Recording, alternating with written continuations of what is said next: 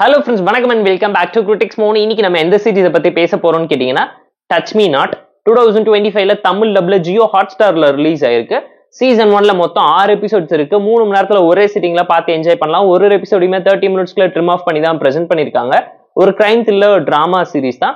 2019ல கொரியன்ல release ஆன who is சைக்கோமெட்ரிக்ங்கிற சீரிஸை inspire பண்ணி தான் ஸ்டோரி பிளாட்டை இங்க உருட்டி பரட்டி இருக்காங்க. இந்தியன் சினிமாக்கு ஏத்த மாதிரி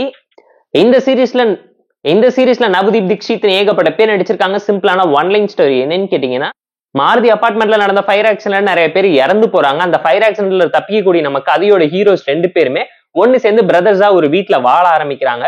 இப்போ பிரசன்ட்ல ஒரு ஹாஸ்பிட்டல்ல அதே மாதிரி ஃபயர் ஆக்சிடென்ட்ல ஒரு சிலர் இறந்து போக அந்த கேஸ் நம்ம கதையோட ஹீரோ இன்வெஸ்டிகேட் பண்ண, அவரோட பிரதரா வரக்கூடிய நம்ம கதையோட இன்னொரு ஹீரோக்கு பாத்தீங்கன்னா சூப்பர் நேச்சுரல் பவர்ஸ் அவரோட பாஸ்ட் ஆக்சிடென்ட் மூலியமா கிடைச்சிருக்கும். அவர் எந்த பொருளை தொடுறாரோ அந்த பொருளோட பாஸ்ட் பத்தி அவரால் ஈஸியா சொல்ல முடிஞ்சாலும் அந்த பவர் அவரால் ஃபுல்லா யூஸ் பண்ண முடியாதனால ஒரு பிரச்சனை வருது.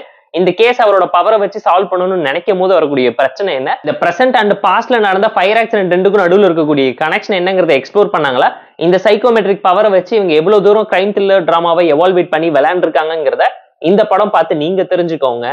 அண்ட் ஹீரோவை ஸ்டாக்கிங் பண்ணக்கூடிய கில்லருக்கு பின்னாடி இருக்கக்கூடிய காரணம் என்னங்கிறத சீசன் 2லயாச்சும் ரிவீல் பண்ணி சம்பவம் பண்ணுவாங்களா இல்லையாங்கிறத வெயிட் பண்ணி பார்த்து தெரிஞ்சுக்கலாம்.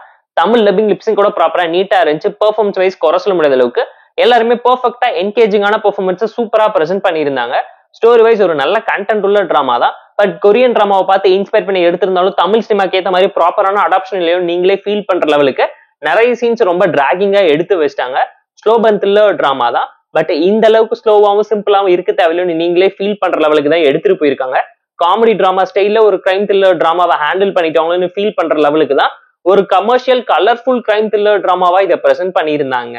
அந்த அளவுக்கு ட்விஸ்ட் அண்ட் டர்ன்ஸ் எதுவுமே பெருசா ஒர்க் அவுட் ஆகல. நீங்களே ஃபீல் பண்ற லெவலுக்கு தான் நான் லீனியர்ல பிளாஷ்பேக்ல கதை சொல்லி உங்களை கன்ஃபியூஸ் பண்ணியிருந்தாலும் எதுவுமே அந்த ஃபேண்டசி அண்ட் த்ரில்லர் டிராமாவை ஜஸ்டிஃபை பண்ணலங்கிறது இந்த சீரிஸ் பார்க்கும் நீங்களே ஃபீல் பண்ணுவீங்க. போர் அடிச்சா டைம் பாஸ்க்காக பார்த்து என்ஜாய் பண்ற மாதிரியான ஆவரேஜான கிரைம் த்ரில்லர் டிராமா தான் டச் மீ நாட். இந்த சீரிஸ்ல ஒரு சில ஃபிளாஸ் இருந்தாலும் ஃப்ளோவை எந்த விதத்தில் அஃபெக்ட் பண்ணல. ஃபேமிலி அண்ட் ஃப்ரெண்ட்ஸ் கூட பார்த்து என்ஜாய் பண்ற மாதிரியான ஆவரேஜான கிரைம் த்ரில்லர் டிராமா தான். இந்த டச் மீ நாட் சீரிஸ்க்கு நம்ம தரக்கூடிய ரேட்டிங் எவ்வளோன்னு கேட்டீங்கன்னா 6 out of 10.